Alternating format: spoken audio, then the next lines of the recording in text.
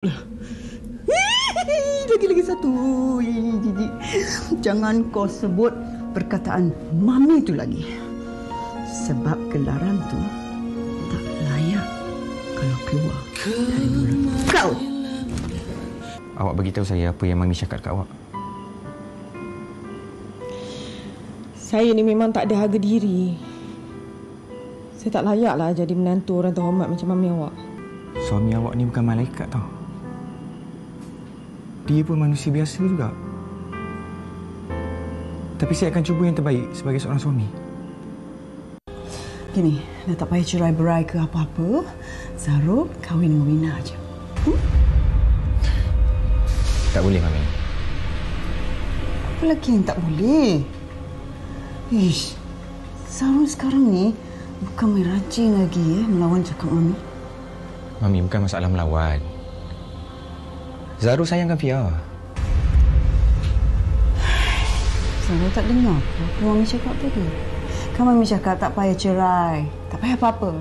Zarul je kahwin dengan Wina. Kan? Itu dia tadi sedutan drama Seadanya Aku tayangan TV3, di mana drama tadi kita dapat lihat seorang anak bagaikan tersepit di tengah-tengah lah antara ibu bapa dan juga antara pasangan serta keluarga. Dan itu yang bakal kita bincangkan di dalam topik kita hari ini, iaitu dahulukan pasangan atau ibu bapa bersama. Kami di studio kami bawakan tiga figura, tiga nama yang sebenarnya cukup familiar yang tak perlu diperkenalkan. Di sebelah kiri iaitu Catriona Ross. Assalamualaikum. Waalaikumsalam. Terima kasih kerana menjemput saya, ya. Sama-sama. Kak Kat, minta ulang sikit yang drama tu tadi. Janganlah. Janganlah. Tak baik. Tak boleh? Macam tu. Dinch, tak nak. No. Okey, baik. Seterusnya kita bersama dengan Fizo Umar. Fizo, selamat kembali ke Wanita hari ini. Selamat kembali. Selamat kembali. Selalu kan? Selamat kembali. Jadi host dia ni kerap sangat ni. Oh, ya ke? Itu harap-harapnya Abang Long kita yang menonton sekarang ni. Betul gugatlah Abang Long kita. Betul. Dan semestinya kita bersama dengan Ustaz Azam Al-Kankari. Biasanya kita interview dia di Alam Maya aja. Tapi hari ni turun dari studio. Saya peminat Ustaz. Oh, ya. Alhamdulillah. Ustaz, sikit macam mana keadaan keluarga di Johor sekarang ni? Alhamdulillah, saya rumah mentua hari tu air tak naik lah, tapi sampai border. Tapi alhamdulillah dah balik rumah balik. Tapi itulah rakan-rakan kita yang berada di Batu Pahat. Masih lagi sebab ada air pasang sebagainya. Kita doakan yang terbaik untuk mereka. InsyaAllah. Moga-moga mereka dapat kekuatan dan seluruh warga bangsa Johor diberkati hendaknya insya-Allah. InsyaAllah. Sekali lagi terima kasih Ustaz walaupun dalam kita. keadaan yang berlaku di selatan tanah air kita ni, tetapi Ustaz masih lagi boleh meluangkan masa bersama kami. Terima kasih banyak. InsyaAllah sama kita. Amin. Bersama dengan orang-orang hebat semua ni. Seronok saya. InsyaAllah. Okey, baik. Ustaz Fizo dan juga Catriona, kalau boleh kita buka topik perbincangan kita pada tengah hari. Kalau saya boleh mula dengan yang kanan sekali, Ustaz Azam. Kita bercerita mengenai dahulukan pasangan atau ibu bapa kita ni, kita anak, kita isteri, kita ibu, kita suami, semua ada peranan masing-masing. Jadi siapa yang perlu kita dahulukan dalam hal ini? Dia sebenarnya kalau topik ini sebenarnya dia kontroversial. Macam tadi yang tanya Kak Liza dengan Kak Misteri kan. Semua tak berani nak menjawab. Kan? Benda boleh bincang dia kata. Bincang apa nak gaduh kan. Tapi sekarang boleh gaduh apa bincang. Alhamdulillah, Allahumma salli ala Sayyidina Muhammad wa ala alihi wa sallam. Khabar semua para penonton setia rancangan soal jawab wanita nombor 1 di Malaysia. Wanita hari ini. Itu dia. Wanita hari ini. Hari semalam. Baik, penama Yaina dan Syira, para penonton semua. Bila mana kita membicarakan tentang topik ini, harus kita ingat apa tanggungjawab kita. Kalau orang tanya adakah kita perlu utamakan ibu ayah ataupun keluarga kita, mana isteri dan anak-anak ataupun suami dan sebagainya, tuan-tuan dan puan, ini adalah dua perbandingan yang berbeza. Sebenarnya dari segi tanggungjawabnya, kalau sebagai seorang anak, betul kepada ibu dan ayahnya. Tapi harus kita ingat, walaupun ibu ayah itu yang utama, tetapi bukan bermakna isteri dan anak-anak itu yang kedua. Itu harus kita faham. Kadang ada orang menganggap bahawa ibu ayah yang pertama, maka anak isteri yang kedua. Silap. Hakikatnya dari segi nafkah maknanya tanggungjawab kita sebagai seorang suami adalah kepada isteri dan anak-anak. Tetapi waktu yang sama tuan-tuan dan puan, kepada ihsan kita adalah kepada ibu dan ayah kita. Samalah juga kepada wanita juga kan. Kadang orang kata isteri mesti dengan suami.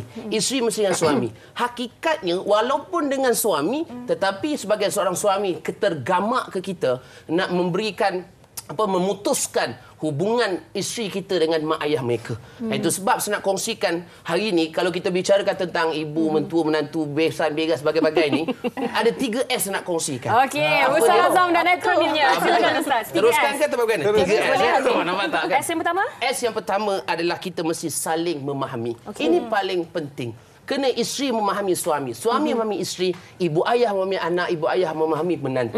Bila mana kita saling memahami, insya-Allah benda ini tidak akan berlaku. S yang kedua apa dia? Sentiasa bersangka baik. Husnuzan. Kita sangka baik dengan pasangan kita. Ibu ayah juga sangka baik dengan anak-anak. Jangan bila anak kita dah kahwin, kita jealous je dengan anak. Ini berlaku banyak drama kan kakek kan? Oh, belum lagi dah kan. Ya, saya suka tengok dia kau cakap tak apa-apa kan. Cakap Thailand kan. Sawadee. Sawadee kan. Jadi maknanya kita kena saling bersangka baik. Sangka baik dengan pasangan, sangka baik dengan ibu ayah. Ibu ayah juga sangka baik dengan anak-anak, dengan pasangan, dengan menantu, mentua dan sebagainya. Dan S yang terakhir apa dia? Sikap sayang menyayangi. Bila ada sikap sayang menyayangi ini, insya-Allah rumah tangga kita takkan huru-hara, maka tidak akan adalah isu mana lebihkan ibu ayah, mana lebihkan isteri, mana lebihkan anak. Hakikatnya, kalau kita pandai mengimbangkan perkara ini, insya-Allah benda ini tak akan berlaku dan akan berlakunya keharmonian dalam rumah tangga. Amin, insya-Allah. Tapi tips nak harmoni itu ada 2. Okey, nanti. Kejap lagi. Itu kejap lagi. SB. Okey, SB. Okey, 3S yang Ustaz Azam kongsikan itu sebenarnya adalah perkara ideal. Betul. Yang kita sendiri mahukan dalam sesebuah rumah tangga, dalam sesebuah institusi kekeluargaan. Betul. Hakikatnya dalam masyarakat kita yang berlaku sekarang ini adalah mungkin berlaku ketidaksefahaman. Mungkin berlaku bersangka buruk ataupun cemburu yang tidak seharusnya berlaku, sedangkan ini adalah untuk kita mengeratkan lagi hubungan antara satu sama lain. Perkahwinan adalah untuk merapatkan dua buah keluarga. Betul. Untuk Kak Kat sendiri sebagai seorang isteri, sebagai seorang ibu dan juga sebagai seorang wanita yang bekerjaya. Kadang-kadang kita berada dalam keadaan yang tersepit. Kita ada kalanya kita perlu mendahulukan pasangan. Ada kalanya kita perlu mendahulukan ibu bapa. Kemudian ada waktu tertentu perlu kita dahulukan anak-anak kita. Bagaimana sebenarnya Kak Kat meletakkan diri dalam situasi-situasi sebegini? Terima kasih atas soalan ni. Soalan ni sangat kontroversi. Masa dapat tajuk ni macam ya Allah, aku macam mana nak pergi ya. Lepas tu tahu pula panel dia ada ustaz, macam mana nak jawab soalan ni. Tetapi kita menggunakan akal logik kita, menggunakan hati kita ya. So soalan itu sebenarnya sangat orang kata dekat hati, because I memang praktikkan daripada dulu ya Nang Syira. Kalau ada apa-apa yang berlaku pada hari yang sama, saya cuba untuk mementingkan ataupun orang kata prioritize the most important thing. Contoh, kalau waktu itu ibu mertua perlu ke hospital sebab sakit. Kemudian suami ada wedding yang dia nak saya teman sebagai his date malam tu. Saya akan mungkin dahulukan ibu mertua dulu, settlekan dia dekat hospital, kita bagi dia rawatan semua dan saya akan sibukkan diri saya pada sebelah petang untuk pergi ke wedding. Maknanya kita kena bertoleransi sebenarnya. Jangan pula kita macam pilih, tak naklah pergi hospital buat penat. Might as well pergi wedding, boleh melawar, boleh cantikkan diri kan. So kita kena logik dekat situ. Dan kita kena sentiasa sedar walau apa saja yang kita buat, kita ada banyak hati nak kena jaga. Betul. Dan kalau pada hari berikutnya kita ada anak-anak punya orang kata parti dekat sekolah di mana ibu bapa wajib attend. Tetapi hari itu ibu mertua pula nak buat makan-makan, kita explain pada ibu mertua kan, mak boleh cuma mungkin lambat sikit, kena hadir pada parti anak-anak ni sebab kalau tak pergi anak-anak akan kecil hati. Dan sebagai seorang ibu mertua juga yang bertanggungjawab, of course dia akan faham sebenarnya. Kita hidup ni orang kata kita nak harmoni, kita nak berada dalam kasih sayang yang berpanjangan. So kalau hati kita tu orang kata dah kita bersihkan dengan niat yang orang kata ingin bersilaturahim, ingin jaga keharmonian rumah tangga, ingin sentiasa berkasih sayang, tak akan ada masalah sebenarnya kan. Tapi bermula dengan niat kita lah. Kita nak bagi tahu tu pun kena ada cara dia. Bukan macam mak ada parti anak-anak lah ini kat sekolah, makan-makan tu bila-bila je lah. Ya Allah, mak motor dengar tu pun dia pun terus macam Sorry mak, next cakap time. apa? Kan? Hashtag sentap. Betul. So ada cara dia lah kan. Betul. Dan pada suami juga macam, sayang, I teman you pergi wedding tapi pagi ni I ada kerja sikit, I perlu selesaikan dulu.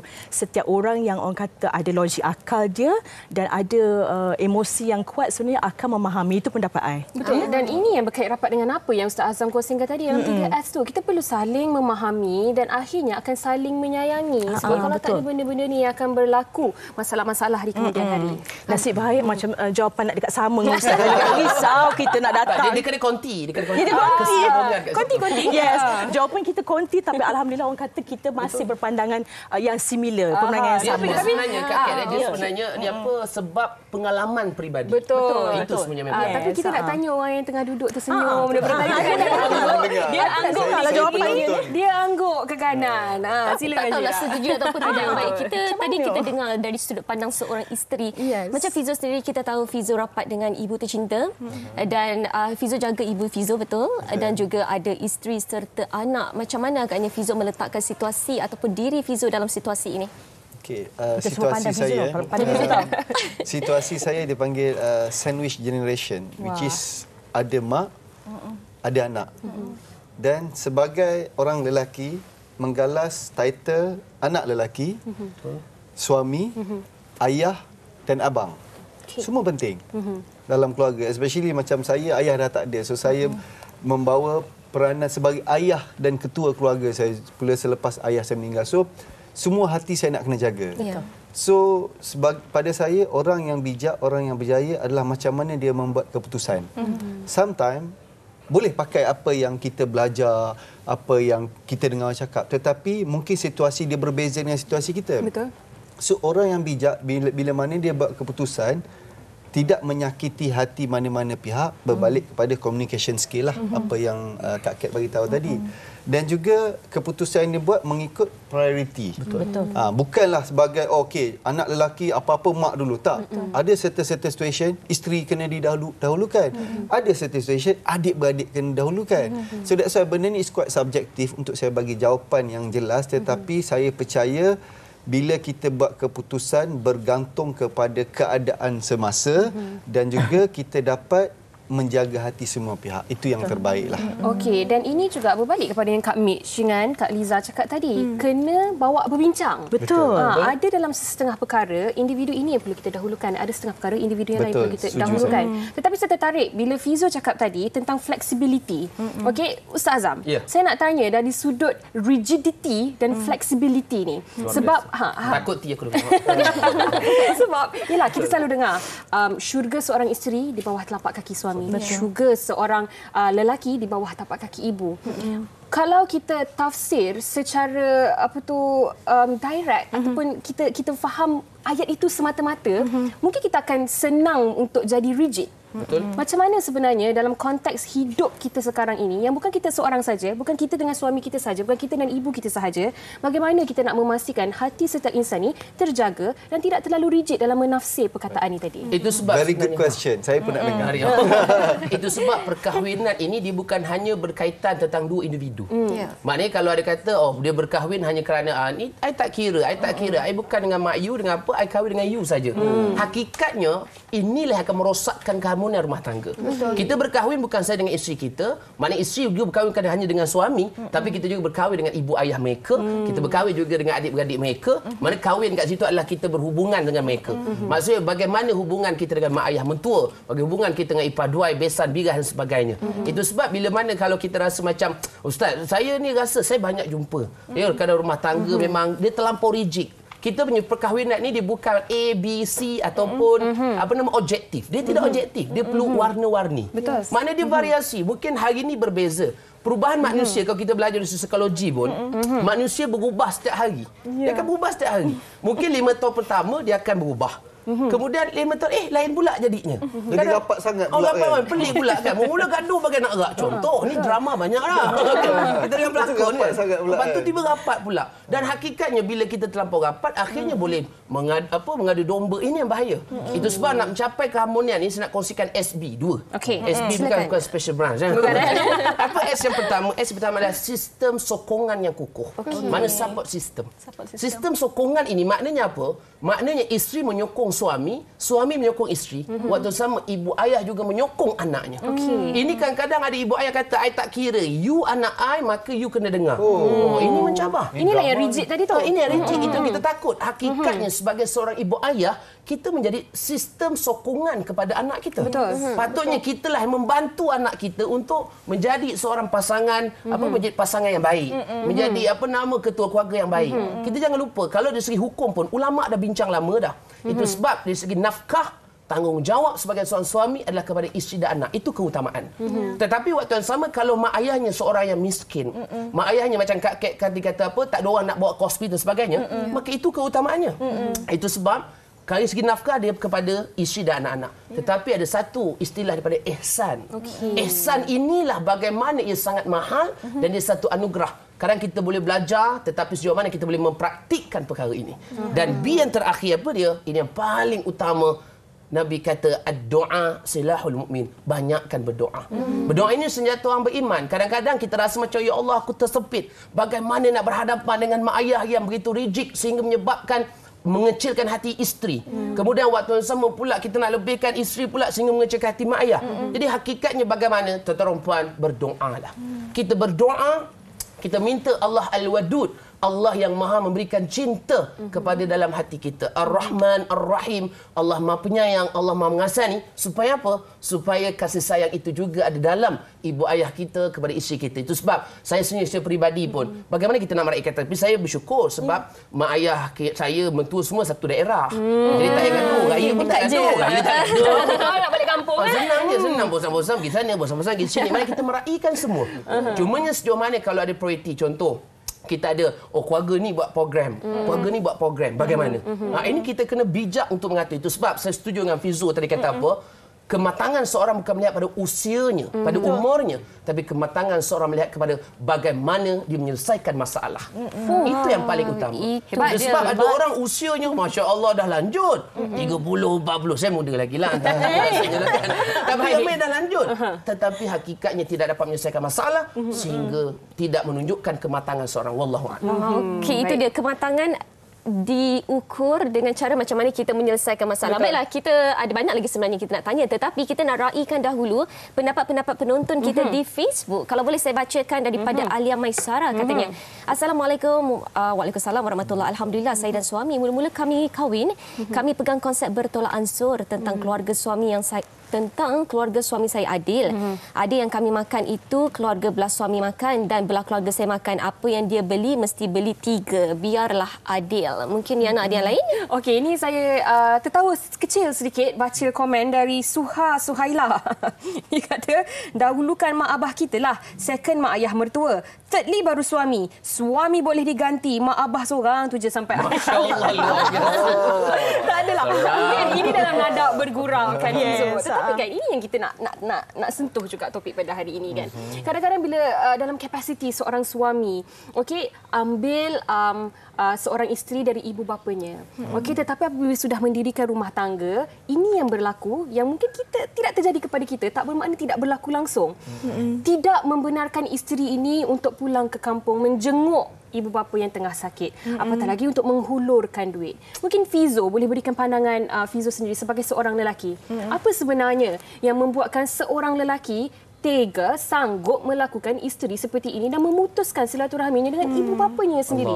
Sedangkan kalau kita berkahwin, ibu bapa mentua itu pun dah jadi ibu bapa mertua, ibu bapa kita sendiri. Pandangan Fizo? Pandangan saya at first place terjadinya sedemikian mesti ada dia punya root cause. Kan? Pada saya suami nak balik rumah mak dia bukan nak pergi jumpa ex-boyfriend dia at first place, tapi mesti ada something yang unsettled thing di antara dua pasangan ni. So of course benda tu tak patut berlaku. Saya tidak setuju. Suami tidak izinkan isteri balik ke rumah. Saya tidak setuju. Tetapi kenapa benda tu masih ada? As a human being, sebagai seorang suami mesti ada something yang tak settle. Kenapa dia buat decision menggunakan authority sebagai suami untuk rebel, membalas dendam. Okay. So bila berlakunya macam ni, sebaik-baiknya duduk berbincang. Okey. Suami ni sebenarnya nampak keras, dia punya authority, tapi sebenarnya dia lembut. Kan? That's why saya cakap dia buat benda yang baik, bukan buat benda yang tak baik, tetapi menggunakan kuasa tu di salah tempat. So pandangan saya sekiranya ia berlaku, of course kita boleh nasihat macam-macam. Ustaz, siapa pakar motivasi ke apa, tetapi berbalik pasangan tu sendiri, okey apa yang tak settle, dan belajarlah macam mana nak melembutkan suami. Bila you dapat suami yang faham, dan sporting, semua benda jadi boleh. Itu I nak tanya macam mana nak lembutkan hati suami tu. Kita PM tepi. Jangan dapat suami yang lembut sudah. Ya, jangan. Lembut hati. Lembut hati. Lembut hati. Lembut hati dia. Mana lembut? Lembut. Mesti yang kita mahukan. Menjadi seorang isteri, kita nak kelembutan daripada seorang suami, dari hatinya, dari segi tingkah lakunya dan percakapannya terhadap seorang wanita. Betul lah kita rasa. Okey, baik. Kalau dapat saya tanya kepada Kak Kat sendiri, dapat Syirah dapat dapat. Boleh. Silakan. Okey, kalau kita lihat situasi Fizo, yang mana kita tahu Fizo menjaga ibunya, perlukah kita sebelum masuk ke alam perkahwinan ataupun berkahwin dengan pasangan kita itu, kita duduk berbincang, ini situasi saya, ini situasi awak, perlu ke benda perbincangan itu terjadi sebelum kita melangkah ke alam perkahwinan? Okay. Sebenarnya kalau kita ikut sejarah ataupun cara hidup adat resam Melayu, orang Melayu dekat Malaysia, selalunya kita faham apabila kita berkahwin, kita bukan berkahwin dengan lelaki itu sahaja ataupun pasangan kita sahaja, tapi kita berkahwin juga dengan ayah, ibu dan seluruh kaum keluarganya, adik-beradik dan semuanya. Tetapi tidak semua orang memegang begitu. Tidak semua orang faham macam tu. Jadi bagi saya, bagi Kak Kat, perlu untuk kita duduk bersama dan kita explain, saya ada keluarga, saya sangat akrab dengan keluarga, adik-beradik saya ramai. Jadi bila kita dah berkahwin nanti, you jangan pula expect yang I cuma akan ada dekat rumah kita sahaja. Ada waktu I perlu balik ke rumah ibu bapa bersama adik-beradik, meraihkan mereka di function keluarga dan sebagainya. Tetapi I akan juga membahagikan masa untuk bersama keluarga you. I akan bertindak adil supaya pasangan kita tadi, kalau dia datang daripada keluarga yang tidak seberapa akrab hubungannya, akan faham bahawasanya, oh, there is another sort of life. Ada kehidupannya berbeza daripada kehidupan kita. Sebab macam Fizo kata tadi, kadang-kadang suami tak bagi balik rumah ibu kerana ada root cause dia kan, ada kisah di sebaliknya. Juga ada suami ataupun pasangan yang tak faham, kenapa nak kena balik rumah mak you setiap minggu? Kerana mungkin dia tidak rapat dengan ibu dia, tak rapat dengan keluarga, makanya dia macam cara dia dibesarkan berbeza. Cara pembesaran itu berbeza. Tak akrab dengan adik-beradik, kemudian bila kita kata sayang, I kena balik jumpa adik-beradik I, birthday dia orang. Lah, birthday dia laki dia lah. Contoh. Jadi kita kena selalu faham bahawasanya another person adalah seorang manusia yang berbeza. Cara Yana dibesarkan mungkin berbeza dengan cara Kak Kat dibesarkan, cara Fizo, cara Ustaz. Jadi kita kena selalu berkompromi. Bertoleransi. Untuk berkompromi, kita kena bertoleransi dulu. And selalu cuba memahami sejarah pasangan, kehidupan partner kita dan keluarga kita. Baru kita akan okey. Saya suka apa yang Kak Kat cakap ni. Teringat saya bila kita jemput Alamo Kakak waktu tu datang ke studio. Kita tanya apa yang membuatkan dia jatuh cinta dengan isterinya. Dia kata isterinya yang mendekatkan dia dengan keluarganya. Sebab sebelum berkahwin, dia sendiri pun tak begitu rapat dengan ahli keluarganya sendiri. Tapi bila berkahwin, isterinya yang mendekatkan dia dengan keluarganya sendiri. Mungkin inilah keindahan orang kata berumah tangga yang selain berkompromi, saling sayang, menyayangi, benda ni juga yang penting untuk kita lihat. Tapi kan Syirah, Ustaz, Fizo, Kak Kat, mungkinlah orang kata bila duduk serumah, okey, ada ibu bapa yang perlu kita jaga, isteri dan anak-anak juga duduk dalam rumah yang sama. Mungkin di sini rasa terasa hati tu ataupun rasa dipinggirkan ke, itu akan membuat-buat dalam rumah tangga tu yang tidak disuarakan. Macam mana sebenarnya kita nak menyelesaikan masalah ni? Sebab macam tadi Ustaz Azam kongsikan, Ustaz Azam pun tinggal bersama mertua, isteri dan anak-anak dalam rumah yang sama dengan ibu bapa mertua tu tadi. Bagaimana sebenarnya untuk memastikan yang tidak ada hati-hati yang terluka dan yang perlu kita jaga ke semuanya? Bagi saya begini, yang penting kena saling memahami. Full stop. Bila mana mak ayah mentua kita memahami bahawa anak dia telah ada suami, maka mungkin juga ada yang tinggal dengan mak ayah kan, ataupun mungkin yang perempuannya tinggal dengan mentua, dia mak ayah ni dia memahami anaknya telah bernikah dengan suaminya, ataupun dia memahami anaknya telah berkahwin dengan isterinya. Maka kehidupan anak dia itu adalah kehidupan anaknya. Jangan mak ayah ambil campur. Itu sebab gaduh macam mana pun, kalau apa yang berlaku, gaduh macam mana pun dalam bilik je. Keluar, senyum. Keluar, jangan bergaduh. Itu sebab guru kami ajar bagaimana nak menjaga kehamilan rumah tangga. Hari ini gaduh, hari ini selesai. Hari ini gaduh, berlanjutan sampai ke esok lusa, syaitan tepuk tangan. Ini yang bahaya. Lebih seronok lagi, dia pula buat up status WhatsApp. Sampai hati laki kita ni kau buat hidup macam ni. Lepas tu ada pula orang komen, ya ke laki you macam tu? Takutlah Ustaz. Na'udzubillah min zalik. Itu sebab ini laman sosial juga sangat bahaya. Betul. Kadang-kadang semua up di laman sosial, minta maaf para penonton semua. Saya cakap untuk diri saya cakap kepada semua, sama-sama kita tegur, ingatkan sama kita, tak semua perlu diberbincangkan di laman sosial. Hakikatnya kalau ada apa pun masalah, berceritalah kepada orang yang dipercayai, dan paling utama kepada qadi ataupun kepada mahkamah. Kalau benda itu tidak perlu diwar-warkan, tidak perlu diwartakan, maka tidak perlulah kita melakukan perkara ini. Kerana apa? Sebab inilah rumah tangga kita, acuan kita. Kebahagiaan kita adalah acuan kita. Jadi jangan jadikan kebahagiaan orang sebagai KPI untuk kebahagiaan kita. Betul. Yang paling penting jangan luahkan kepada pakar motivasi Facebook. Betul. Ataupun ustazah dan ustaz Instagram. Di Instagram instan lebih kurang lagi.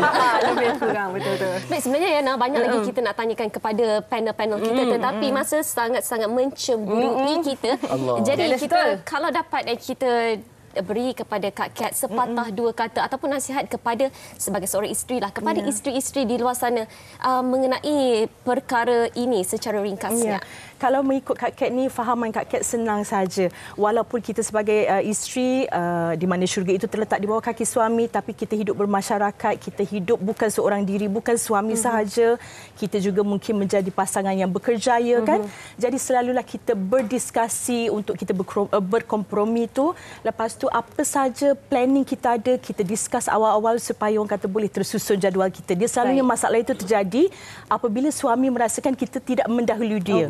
Dia tidak tahu tentang apa planning kita. Okey, so, jangan buat planning last minute. Jangan buat planning last minute. Jangan. Kalau nak pergi kopi, nak pergi kopi dengan kalau kita nak pergi kopi dengan kawan kita tak salah, tapi bagi suami dulu. Sayang, kawan-kawan saya ajak pergi kopi ni hari Jumaat ni. Bagi tahu suami bila kita tahu di saat itu juga. Jangan tunggu hari Khamis malam. Sayang, besok saya pergi kopi tahu. Macam mana kalau dalam fikiran dia tu dah ada planning yang dia dah susun. Kecil hati dia dan di situ terletaknya marah dia, dan di situlah akan terkeluar perkataan, you jangan keluar tanpa izin saya. So kita macam, oh my God. Panjang cerita. Betul. Lepas tu kita sambung. Lepas tu sambung pula dekat Facebook. Suami I kata jangan keluar Lepas tu rumah. masa campur mak mentua pula. Ini drama berselibat Kisah dia. Buruk kisah dia. Kak, high five sikit sebab tips yang sangat-sangat berguna untuk saya juga sebagai seorang isteri, kan. Kadang-kadang kita terlupa. Kadang-kadang dah sampai ke tarikh event tersebut baru nak beritahu. Tak beritahu I pun. Kecil hati dia. Seringkasnya. Okey, pandangan saya kepada suami, kepada anak lelaki, kepada ayah, anda seorang pemimpin, bijaklah buat keputusan.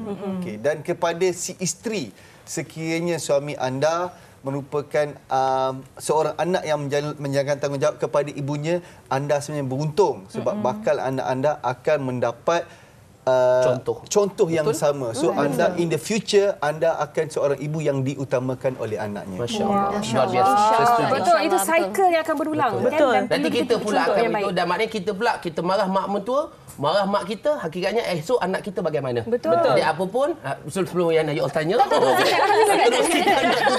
Jadi apa pun hidup kat dunia ni, tuan-tuan dan puan, kita kena saling menghormati sama kita, dan yang paling utama komunikasi itu kena jaga. Mana seperti mana kata-kata oleh ahli panel yang hebat-hebat kita tadi, kan. Kita buat nambah-nambah saja, kan, macam kita berlahuskan. Jadi apa pun jadi orang yang terbaik. Ingat, hablum minallah wa hablum minan nas. Dia hubungan dengan Allah, dia hubungan sama manusia, dan ingat, man la yarham la yurham. Nabi kata, barang siapa yang tidak mengasihi, dia tidak akan dikasihi. Sama-sama kita sebarkan kasih sayang, hormat mak ayah kita, mentua kita, adik-beradik kita, impan duai. Moga-moga isteri, anak semua diberkati Allah. Kita mendapat keluarga sakinah, mawaddah warahmah, insya-Allah. Dan saya rasa belum kesempatan untuk mengucap selamat menyambut Ramadan. Tak lama lagi, insya-Allah. Dekat je dah 2 minggu Ramadan lagi, Karim, insya-Allah. Barakallahu fikum. Baik, dan saya rasa konklusi yang terbaik pula juga adalah benda boleh bincang. Buat apa nak gaduh. Jangan gaduh-gaduh. Okey, baik. Terima kasih kita ucapkan kepada Kak Kat, kepada Fizo dan juga kepada Ustaz Azam. Terima kasih semua. Insya-Allah nanti kita berjumpa lagi. Insya-Allah. Jangan sengit-sengit datang ke studio wanita hari ni. Selamat menyambut bulan puasa ya. Selamat menyambut puasa Sama juga. kita. Barakallahu fikum. Ya, insya-Allah. Okey, baik kepada anda semua. Okey, jangan ke mana-mana. Kita nak berehat seketika. Kita kembali selepas ini di Wanita Hari Ini.